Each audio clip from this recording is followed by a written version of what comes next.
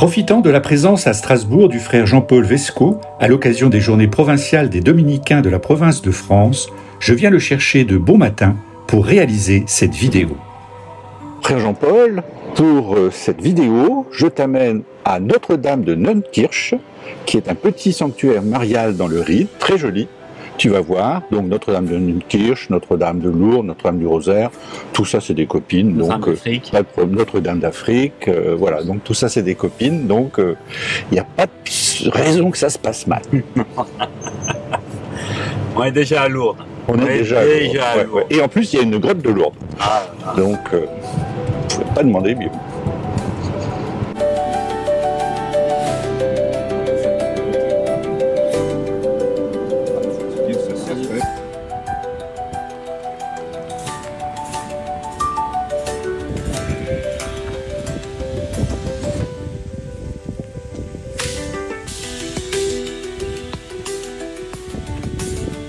Frère Jean-Paul, nous voici donc à Notre-Dame de Neunkirch, donc dans ce petit sanctuaire, dans le Ride alsacien.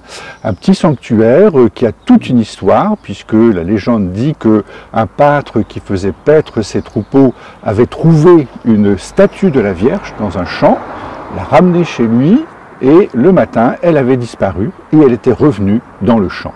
Et ceci plusieurs fois au cours de l'histoire. C'est pour ça qu'on appelle ce lieu Notre-Dame de Neunkirch, puisque c'est Neun, c'est 9 fois.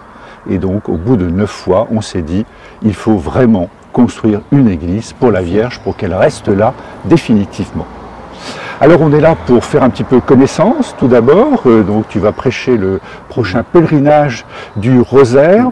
Peut-être des éléments biographiques. Tu es un Lyonnais d'origine, tu as fait des études de droit, et puis un jour tu as troqué ta robe d'avocat contre l'habit de Saint-Dominique. Alors pourquoi, comment que ça s'est passé tout ça?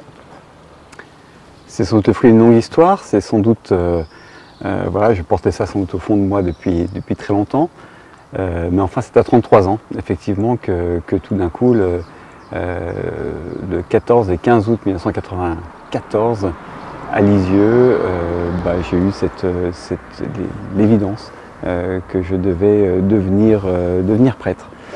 Et après, rapidement, dans les jours qui ont suivi, les semaines qui ont suivi, s'est imposé l'ordre dominicain, que je connaissais par un oncle, mon oncle Jean-Luc Vesco. Et puis il se trouve que mon cabinet d'avocat était au 223 de la rue du Faubourg Saint-Honoré.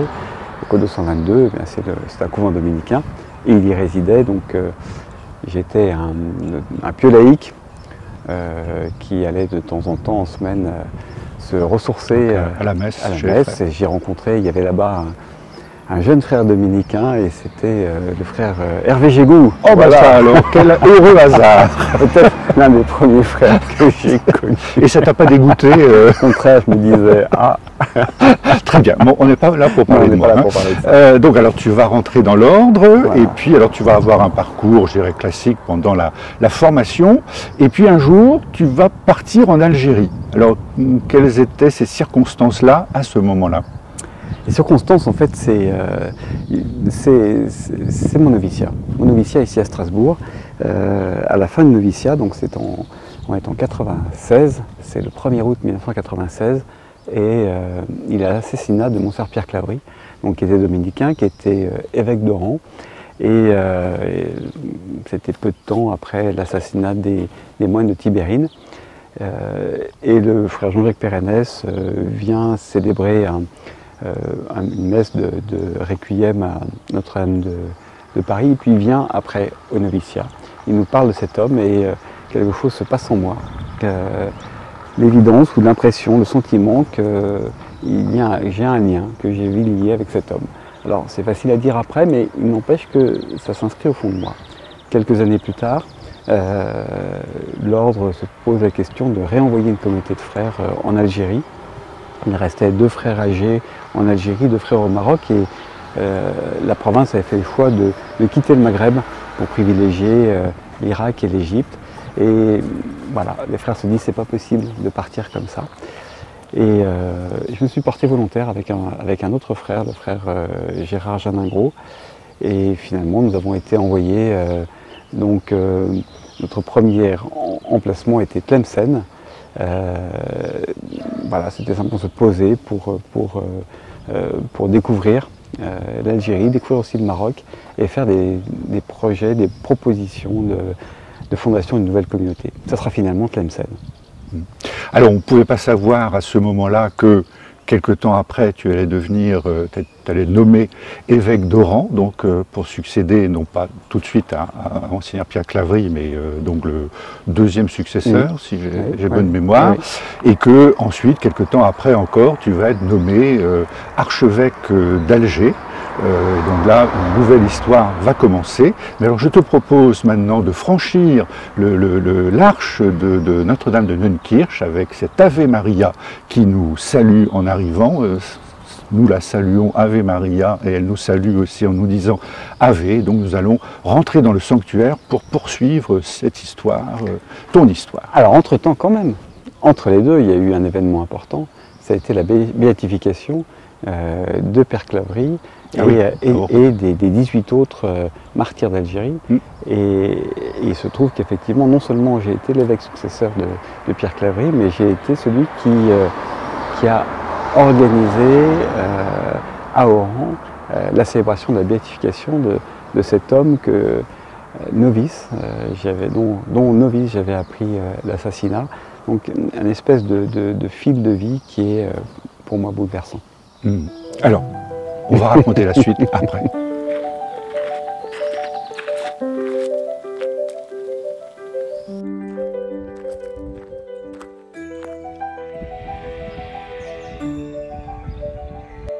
Alors, frère Jean-Paul, j'ai fait un petit décompte. En début octobre de l'année dernière, le pape François annonce la création prochaine de nouveaux cardinaux. Tu es dans la liste. Le 7 décembre, tu reçois la barrette cardinalis à Saint-Pierre de Rome. Et le 7 mai, tu entres en conclave avec les autres cardinaux électeurs pour élire un nouveau pape. Alors on verrait ça dans un roman, on se dirait c'est un peu beaucoup, c'est un peu rapide, et pourtant c'est ce qui t'est arrivé. Alors comment est-ce qu'on encaisse tous ces moments-là, toutes ces annonces-là et toutes ces missions nouvelles qui te sont confiées à partir de ce moment-là? Alors en fait, véritablement, c'est le 6 octobre que tout se joue, parce qu'il y a véritablement un effet séisme intérieur, bouleversement intérieur, parce que vraiment, on ne peut pas l'attendre, on n'est pas prévenu avant. Donc là c'est ça, donc il n'y a rien qui a fuité, le pape n'a pas téléphoné en disant... Non, c'est le premier journaliste qui m'a interrogé pour me demander une interview à Radio Vatican. Donc j'étais en voiture, je me suis garé, j'ai rien compris, j'allais célébrer la messe. Donc là, il y a un séisme intérieur. Il y avait beaucoup de raisons qui faisaient qu'il n'y avait aucune possibilité à vue humaine que cette nomination intervienne.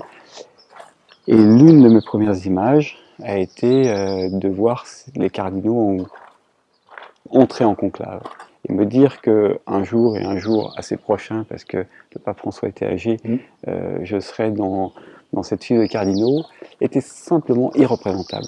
Donc j'ai chassé l'idée, et puis voilà, puis après les semaines, les mois passent, et ça se produit. Et comme souvent, le réel, disons, est plus simple à vivre que l'idée qu'on s'en fait. Voilà. Et en fait, le réel, c'est simplement des hommes qui sont comme toi, comme moi, un peu mieux, un peu moins bien, peu importe. Et d'une certaine manière, c'est assez simple. Tout ce qui se vit est assez simple. Puis il faut se laisser porter, il faut se laisser porter, voilà. Alors il y a vraiment des moments, les moments merveilleux qui sont les moments, effectivement, dans cette chapelle Sixtine. Là, il y a quelque chose d'extrêmement fort. Et puis les moments de l'élection, tout simplement de cette magie. Je savais que celui que nous allons élire, il était déjà choisi par le Seigneur. Qu'il fallait découvrir celui qui, parmi nous, avait déjà été choisi. Je savais que l'Esprit Saint serait à l'œuvre, je ne savais pas comment. Vraiment, il est à l'œuvre à travers nos faiblesses, hein, parce que voilà, on n'a pas un processus de désignation mais simplement tout d'un coup voir sous nos yeux que les votes convergent sans consigne de vote, sans rien, et que c'est cet homme-là. Hein. Et là, c'est impressionnant, sentir effectivement voilà, l'esprit à l'œuvre. Et je suis sûr que, le pape Léon est celui que le Seigneur avait choisi, avait préparé déjà. À la fin de cette grande expérience, je me suis dit, l'Église, qu'est-ce que c'est?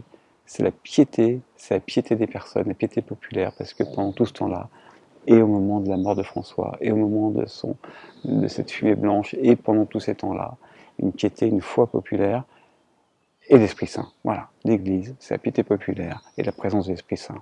Au milieu, les cardinaux, et tout ça, sont des corps intermédiaires qui font ce qu'ils peuvent. Grâce à Dieu, je crois que nous avons été fidèles à cet esprit. C'est sûr qu'à ce moment-là, enfin vu de l'autre côté, je dirais en dehors de la Sixtine, on sentait une attente du peuple de Dieu, une prière du peuple de Dieu pour accompagner justement les cardinaux qui avaient cette mission importante d'élire un nouveau pape. Mais alors, ce qui m'intéresse aussi, alors je ne vais pas te demander évidemment les secrets du conclave, ça tu ne le diras pas de toute manière, mais quand on se retrouve, je dirais, Jean-Paul Vesco, assis à la table dans la chapelle Sixtine, en se disant « je vais élire le successeur de Pierre », et je veux dire successeur de Pierre, c'est-à-dire c'est sur 2000 ans, voilà, je vais avoir mon bulletin de vote à mettre. Ça doit être quand même prodigieux. Enfin, ça fait tourner la tête, non? Je sais pas. Non, à ce moment-là, Jean-Paul Vesco n'existe pas. Je pense que aucun cardinal n'existe pour lui-même à ce moment-là. Tout simplement. Tout simplement, on n'est pas dans la scène parce qu'on n'est pas mis en scène. L'ensemble est le conclave, ce moment-là, c'est une grande liturgie. C'est simplement une grande liturgie. C'est comme une messe. Où effectivement on rentre en procession, donc quand on est dans une procession, on ne dit pas moi, enfin, on fait partie d'un ensemble, on prête serment, et après chacun va avec son bulletin de vote, le dépose dans l'urne, face au jugement dernier de Michel-Ange, et comment dire, on est un ensemble. Et c'est ce qui a permis justement une élection extrêmement rapide, parce que d'une certaine manière, tous les débats qu'il y avait eu les semaines d'avant, je pense qu'il n'y a plus de place pour l'ego. Et il n'y a plus de place pour l'ego, y compris pour celui qui entend son nom sortir, parce que chaque bulletin est énoncé, Prévost, Prévost, Prévost, Prévost. Il y a un homme qui est là, et puis il y a des autres. Il y a ceux qui auraient pu l'être, et qui étaient des papabilités possibles, et qui s'effacent. Il y a quelque chose de très très beau quand même. Voilà, entre tous ces hommes, ce qui se vit là. Mais voilà, je crois que s'il y a un moment où nous ne sommes pas dans un ego, c'est sans doute à ce moment-là. Est-ce qu'il y aurait quelque chose de l'ordre de la sacramentalité dans ce moment? C'est clair que qu'il y a quelque chose, enfin qu'effectivement, enfin il y a quelque chose de l'ordre de l'onction. Et il n'y a pas d'ordination. On ordonne un évêque, on ordonne un prêtre, on n'ordonne pas un pape. Voilà, parce que personne ne peut ordonner un pape. Et l'ordination du pape, c'est justement ce qui se passe en cette chapelle. C'est ces votes. Donc d'une certaine manière, on participe à ça. Et c'est ce qui fait que le pape n'est plus tout à fait un homme comme les autres. Et je me disais, voilà, ça c'est une expérience émouvante. C'est-à-dire que arrivant à Rome, je suis là en prière devant la dépouille de François. Je vois ces milliers de personnes qui viennent pleurant et qui avancent, et je me dis, on va élire un homme, et un jour il sera lui aussi sera exposé, et des milliers de personnes viendront. Ça sera plus tout à fait un homme comme les autres. Et d'une certaine manière, pendant les 15 jours qui nous séparent entre la mort du pape et l'entrée en conclave, qui sont obligatoires, on se voit, on est des hommes comme les autres. Et le cardinal Prévost est un homme comme les autres, avec qui on prend le café, et on se dit, il y en a un qui, à un moment, sera différent. Et du moment où, effectivement, il a été élu, du moment où il a accepté, il est parti, tout simplement. 10 minutes après, il est dans la chapelle des larmes, et 10 minutes après, il est revenu. Il était pape, quoi, en fait. Il était pape, on lui a donné la collade, les uns après les autres. Et puis, c'était fait. Et d'une certaine manière, celui qu'on voit maintenant, le pape Léon, le cardinal Prévost, c'est bien le même homme, avec quelque chose de différent, avec un sourire différent, parce que les papes, il y a le sourire des papes, ça m'a toujours frappé, ils ont tous un sourire particulier, qui est aussi un peu une trace de leur onction. Donc il y a bien voilà, un principe spirituel qui fait que le pape reste un homme, mais plus tout à fait un homme comme les autres, comme en fait, et d'une certaine manière, c'est peut-être la sacralité de notre humanité qui se donne à voir d'une façon plus particulière. Maintenant, il nous faut voir la sacralité de chacune des personnes que nous rencontrons. Alors donc voilà, le pape Léon XIV est élu, donc on va aller prier pour le pape Léon, devant Notre-Dame de Neunkirch. On va rentrer dans la petite chapelle. Merci.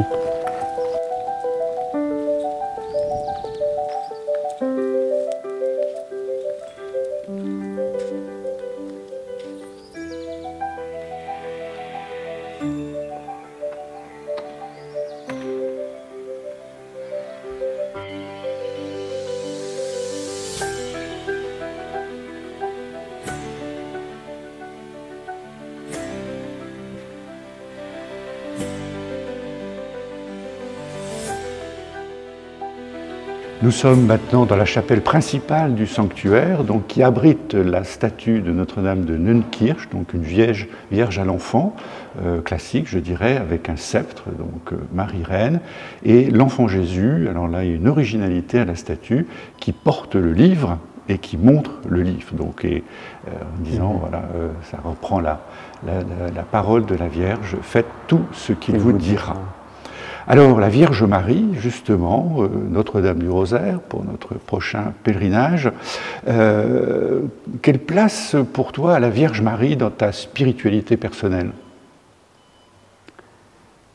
Ça a évolué, et ça évolue. Profondément, d'abord, elle est la mère de Jésus. Voilà. Celui qui m'a attiré dans l'ordre, c'est Jésus, et donc c'est la mère de mon... Voilà, c'est la mère de mon Seigneur, de mon compagnon, Et puis c'est cette femme, vraiment femme, qui est reine du ciel, quoi. Et donc ça, pour moi, c'est en ça qu'elle est source d'espérance. Et donc voilà, elle est comme nous.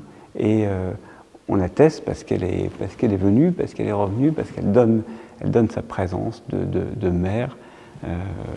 C'est notre mère, quoi, véritablement. Et donc, elle est notre horizon.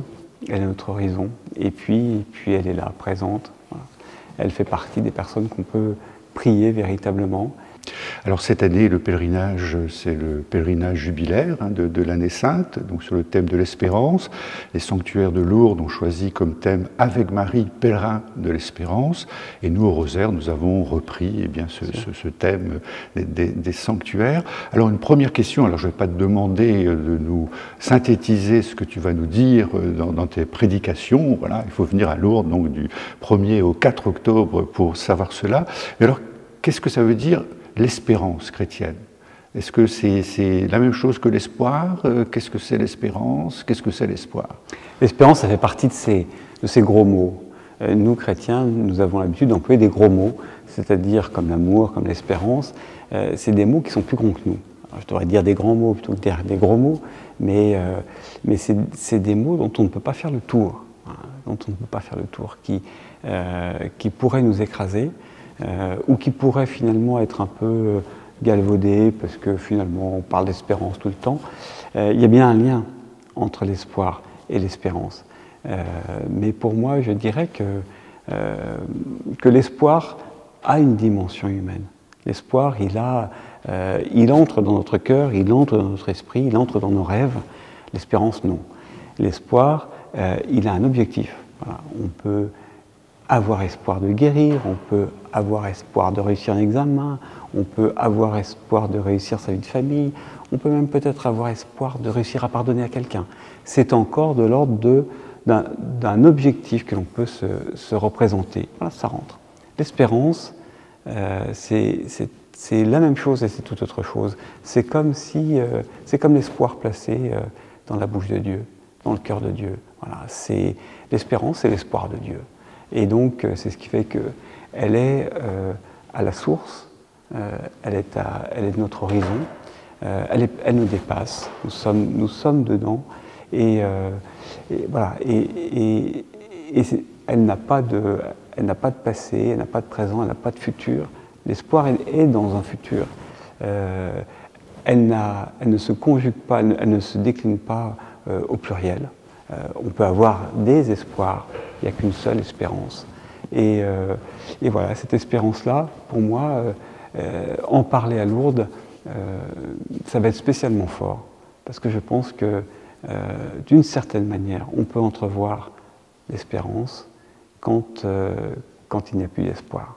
Voilà. C'est-à-dire que pour nous humains, nous savons qu'elle est là, mais en fait, au fond, tant que nous pouvons nous nourrir d'espoir, l'espérance est un fond un peu absent.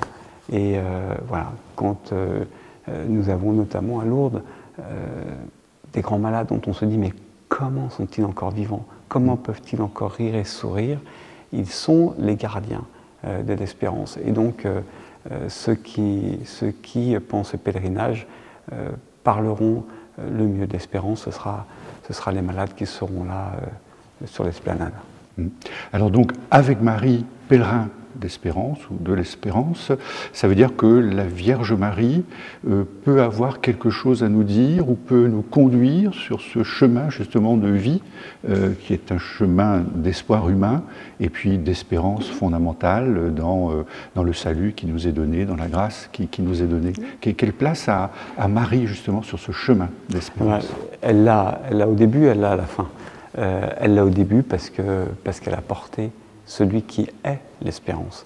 Et d'une certaine manière, je ne sais pas quelle était sa conscience quand elle a dit oui à l'ange Gabriel, quand elle a vu grandir son fils, mais on a placé en Jésus, tous ceux qui étaient ses disciples, placé en Jésus des espoirs.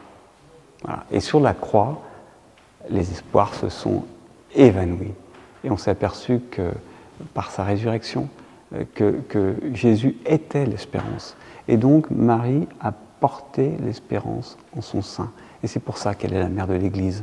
Et c'est pour ça qu'au départ, elle est associée à l'espérance, elle a porté l'espérance en son sein. Et puis elle l'est maintenant parce qu'elle est vivante. Parce qu'elle est vivante et que par sa vie, nous savons que nous avons en nous une vie qui ne s'arrêtera jamais.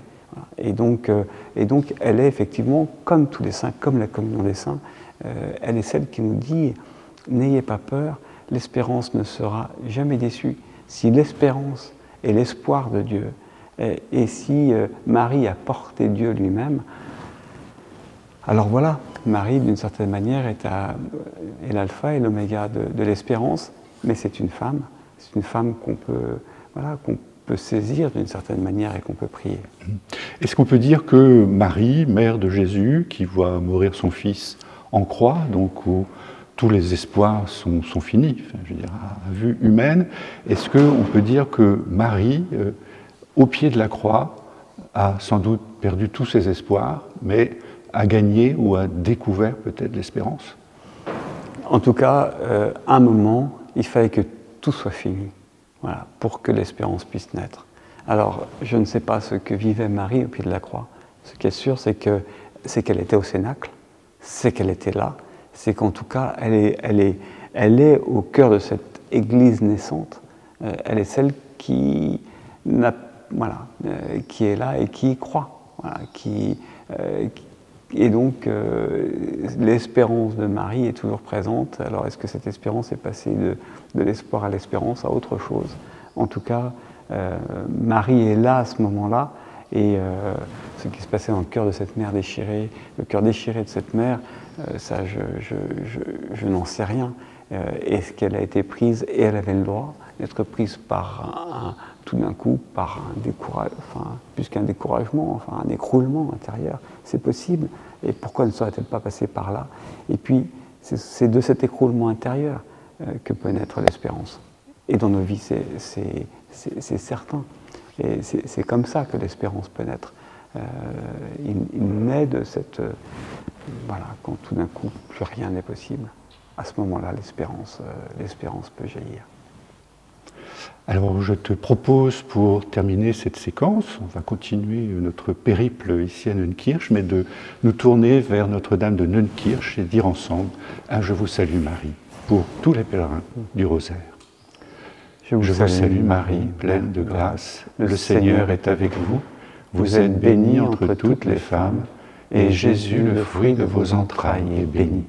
Sainte Marie, Mère de Dieu, priez pour nous pauvres pécheurs, maintenant et à l'heure de notre mort. Amen. Alors je te propose maintenant de partir un petit peu à Lourdes. En avant. En avant.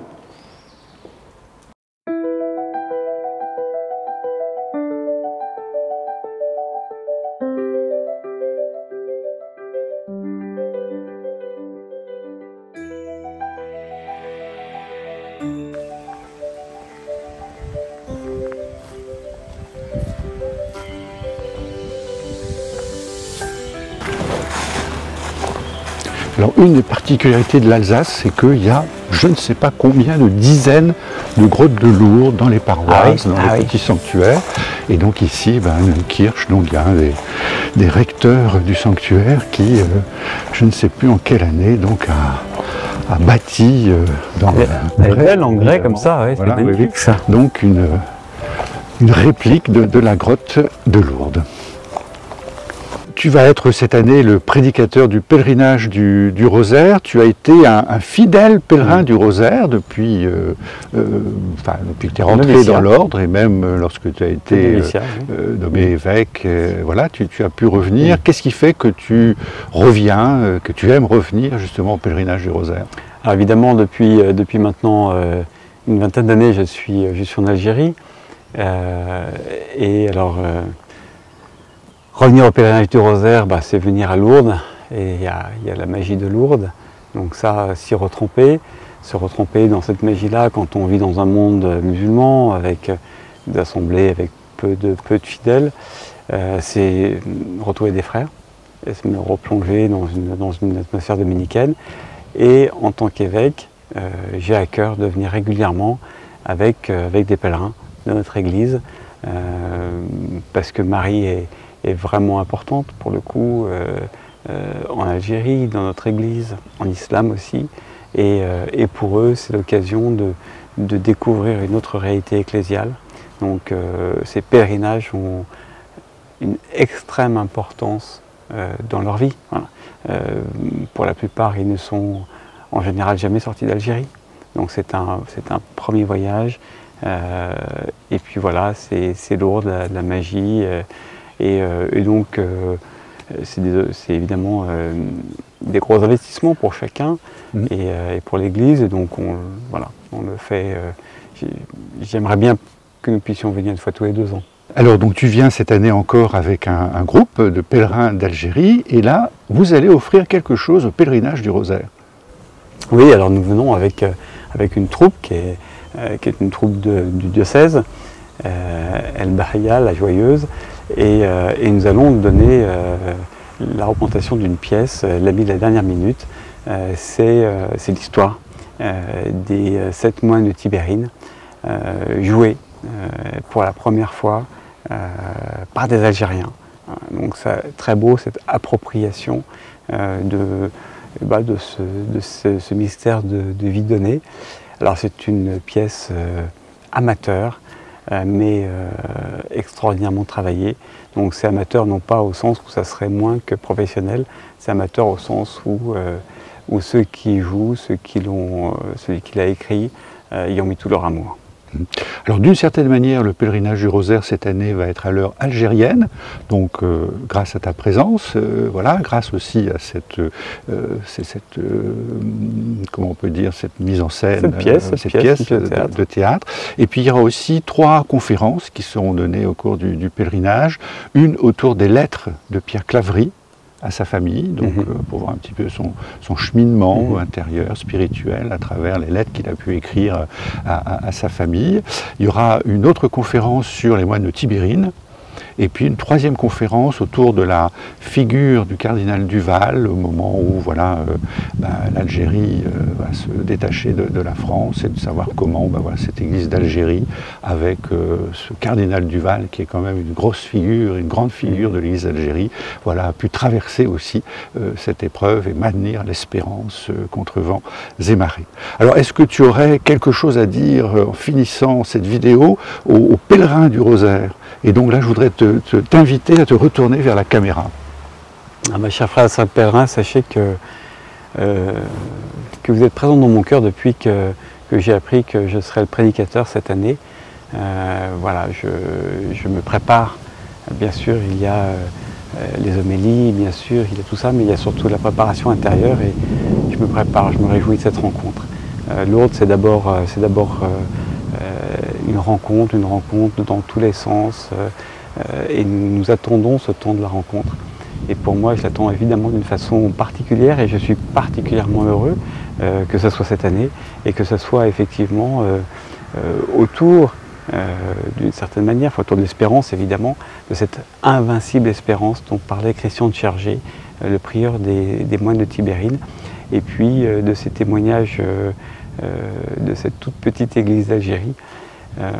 Voilà, je suis très très heureux de pouvoir partager, vivre ce moment avec vous. Je sais que vous y préparez aussi, que partout où vous êtes, parfois dans la solitude, vous avez ce pèlerinage comme un point de mire dans votre année. Et sachez que voilà, je pense à vous, je prie pour vous. Et à bientôt, la joie de se rencontrer, pour de vrai. Merci frère Jean-Paul en tout cas d'avoir accepté d'être prédicateur de ce pèlerinage du Rosaire. Et je me retourne vers vous aussi pour vous dire donc rendez-vous à Lourdes du 1er au 4 octobre pour le pèlerinage du Rosaire.